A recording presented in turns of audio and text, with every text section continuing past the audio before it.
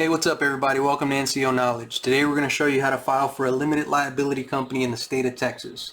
So let's get to it. Alright, this is the portal that you're going to want to go to create an SOS Direct account. We'll be putting the link in the comments section, so if you want to know or you can't see that URL, don't worry about it. Look at the comment section and you should be able to see that site there. Alright, you're going to request for an SOS Direct account. It'll ask for your email and then they will send you a email confirmation as well as a temporary password. Once you complete that, you will then enter that information here and you will be prompted to change your temporary password to a permanent password, and then it will ask you for some personal information. It's going to ask for your name, your address, and a credit card to keep on file.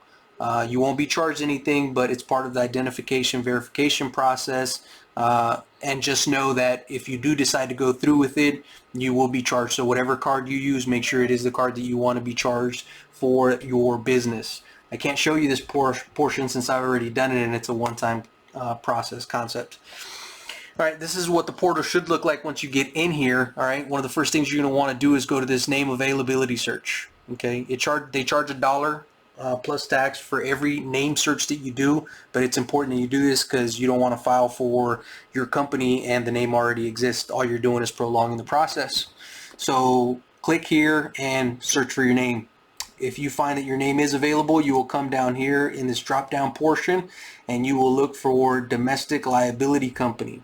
All right, you will hit file document. All right, essentially what you're doing is you're filling out the form 205 in the state of Texas, which is the certificate of formation limited liability company.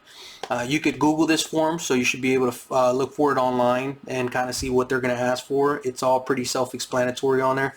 You will have to pay this $300 fee plus tax. So once you complete this form online and hit submit, usually within 48 hours to 72, they will send you your notification and let you know that you are officially the owner of a limited liability company.